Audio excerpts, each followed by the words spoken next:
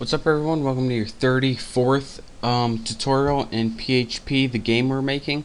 And in this tutorial I'm going to be showing you guys how to take that temporary data from the temporary table and insert it into the permanent users table, and also inserting the data or setting data for a couple new tables that we're going to need. So right here is our temporary variables that was in the temporary table.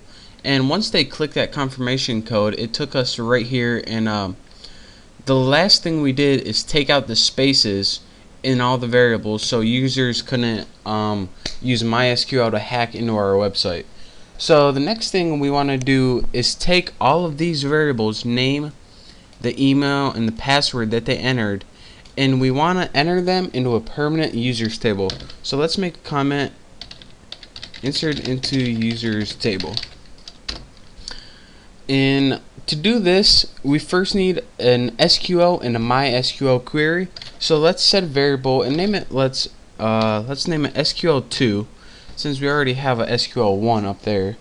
And go ahead and add quotation marks and your semicolon at the end. That's what I usually. Then we want to use MySQL to insert this into a MySQL table. So I want to put insert into users. And your table might not be named users, but my name is users, so whatever your table name is, replace it where I put users. Set username equal to the variable name, and what this is going to do is take whatever variable they entered right here, it's going to take all the spaces away, and it's going to put it into the MySQL table where it has the field username. And you're going to want to do the same thing for all of your fields, and each field is going to be separated with a comma.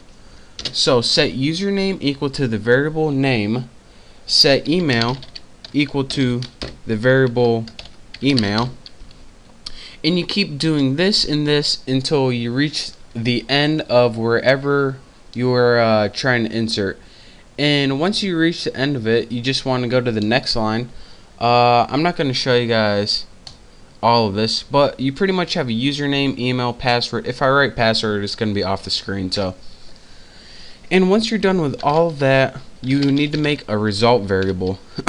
Now the point of a result variable is just so you can do MySQL underscore query, and this says what action do you want to perform, and we want to perform SQL2. In this, pretty much, this says what the action is, and this says, alright, do the action. The next thing that we're going to want to do in our game is, I don't know if I told you before, but you're going to have to make two other tables. One called game stats and one called character stats. The game stats table is going to have all of their stats for their game, and their character stats is going to have the statistics and variables for the character. So let me show you guys how to make one of these tables called, let's go game stats table. Now once you have this permanent data, you can do a bunch of different things with it. The first thing I'm going to want to do, there we go, is take this information and use it to create a table that's going to store their stats for the entire game. So let's go ahead and make another action called SQL3, and I'm going to just add those again. I always do that. Put insert into the table. You guys can name yours whatever you want. I named mine game stats. Set username equal to, and you can just set this equal to name, since it's going to be the same. And then any stats that you want. Say you have a field called job or something. See if your character has a job. I'm going to have their first job equal to peasant. Let's have, or say you have one of their stats called money, to see how much money they have in the game. You can set the original variable equal to 100. And what this is going to do, every time they make a new character, it's going to give them a starting value. So you want them to start out with some money, or maybe you don't. Maybe you want to set this to 0. But you keep doing this since my game has a username. It has money. It has an army, health. You might want to set something called energy to 100. And this is going to allow you to set the first variables for each part of the game. So again, once you have this permanent data right here, this is the point I'm trying to stress. You can make any amount of tables using this data. Just make sure you have this right here, because without this, MySQL is not going to know where to look.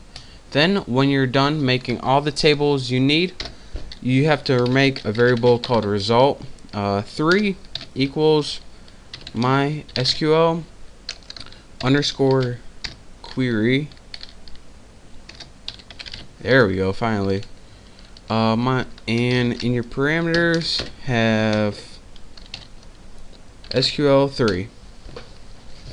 So I did this. I had a variable called game stats, which had like health, energy, stuff like that, and I had another table called character stats, where it had like the power, the defense, the speed of the character. So I'm actually just gonna post this all on my website, thenewboston.com. So if you want to check out my code in the tables that I made, you can go to my site, thenewboston.com, and I'm gonna have it all posted there. So instead of just showing you guys me typing in the same thing over and over, it's just going to be a lot easier for you guys just to go grab my code, paste it in, make the tables, and there you go. And if you have any questions at all, or if you need any help, just post a thread on topic on thenewboston.com, and I'll respond to you and I'll help you there. So that is how you take the permanent data from your users that you created and make it into different tables that can be used in the game. So study this tutorial, go check out my code at thenewboston.com. Thank you guys for watching, and I'll see you next time.